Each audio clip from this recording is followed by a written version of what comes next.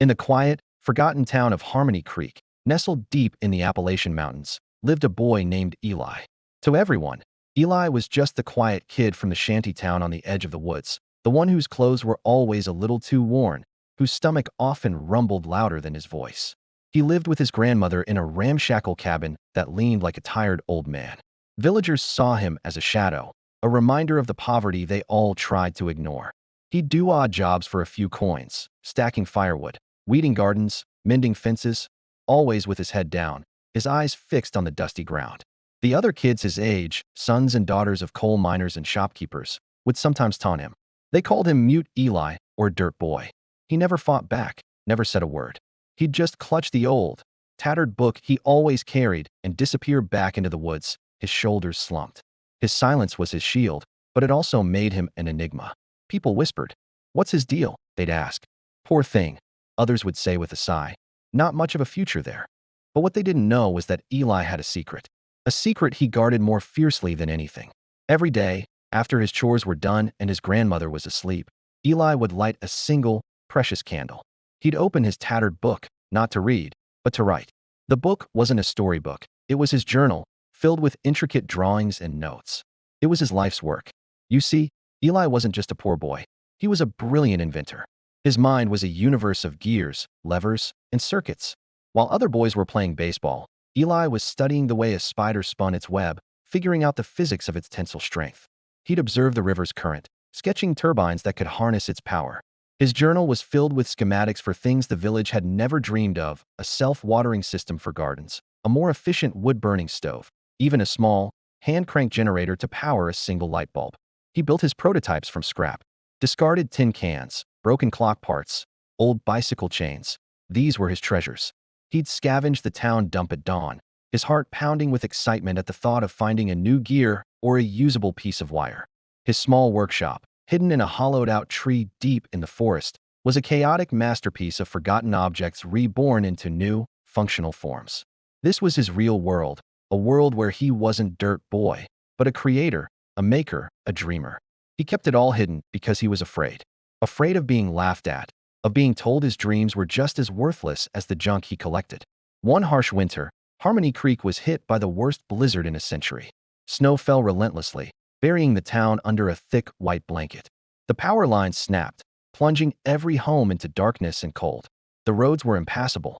The town was completely cut off. For days, families huddled around fireplaces, their food and firewood supplies dwindling. The cold was brutal, seeping through the walls of every home, rich and poor alike. The town's only doctor, Dr. Miller, had a critical problem. The town clinic had a small, backup generator, but it had run out of fuel days ago. Inside, a little girl named Sarah lay fighting a severe case of pneumonia. She needed a nebulizer, an electric machine that delivered her medicine. Without it, her breathing was getting weaker and weaker. Her parents were frantic, and Dr. Miller was desperate. The whole town prayed, but prayers couldn't restart a generator. Hearing the news from his grandmother, who had overheard panicked whispers, Eli felt a knot tighten in his stomach. He knew Sarah.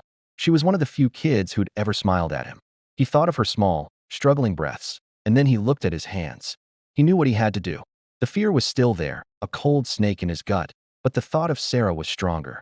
That night, under the ghostly light of the moon on the snow, a figure emerged from the woods, pulling a makeshift sled. It was Eli. He was dragging a strange contraption of bicycle wheels, wires, and metal scraps. He trudged through the deep snow, his face raw from the wind, heading straight for the clinic. When he arrived, a small crowd had gathered outside, their faces grim. They saw him and his bizarre machine, and their expressions shifted from worry to confusion. "What's that junk, Eli?" someone called out. "This ain't the time for games, boy," another grumbled. Eli ignored them. For the first time, he held his head high. He walked right up to Dr. Miller and spoke, his voice hoarse but clear. "Doctor," he said, "I think I can help." Dr. Miller looked at the boy, then at the contraption. He was skeptical, but he was also desperate. "What is it?" he asked. "It's a generator," Eli replied, his voice gaining confidence. "Hand-cranked. It won't power the whole clinic, but it might be enough for one machine." Murmurs rippled through the crowd. A generator? Made from trash? It sounded insane. But Dr. Miller saw the fierce determination in Eli's eyes. He saw the intelligence behind the silence. "All right, son," he said, making a decision. "Show me." Eli quickly went to work, his frozen fingers moving with practiced speed. He connected wires to the nebulizer, positioned the crank, and took a deep breath. He began to turn it. The gears groaned, the chain clinked, and then a small light on the nebulizer flickered to life. A collective gasp went through the crowd. The machine began to hum, producing the soft hiss of medicated vapor. Dr. Miller rushed inside with the machine. Eli kept cranking, his arms burning, his body screaming with exhaustion. The villagers, who had once mocked him, now watched in stunned silence. They weren't looking at Dirt Boy anymore. They were looking at a hero. One by one, men from the crowd stepped forward. "Let me take a turn, son," said Mr. Henderson, the burly blacksmith. Another man stepped up, and then another. They formed a line, taking turns cranking Eli's invention, keeping the power steady through the long, cold night. They worked together, their shared effort a silent apology for all the years they had overlooked him. By morning, the storm had broken, and Sarah's fever had gone down. She was breathing easier. She was going to be okay. When the news spread, the whole town looked at Eli differently. They came to his cabin, not with pity, but with respect. They brought food, firewood, and offers of help. The town council, led by the mayor, visited his hidden workshop in the woods. They were speechless. They saw the intricate plans, the clever devices built from nothing. They realized that in their midst, they hadn't just had a poor boy. They had a genius. They had a treasure they never knew they had. From that day on, everything changed. The town pooled its resources to send Eli to a proper engineering school. His inventions, once hidden, were now celebrated. His water-harnessing turbine was built, providing clean energy to the whole valley. His efficient stove design was shared, helping families save on firewood. The quiet boy from the edge of the woods had not only saved a life, but he had also brought his community into a brighter future. Eli never lost his humility, but he found his voice. He showed everyone in Harmony Creek that a person's worth isn't measured by the clothes they wear or the house they live in, but by the fire in their heart and the ingenuity in their mind.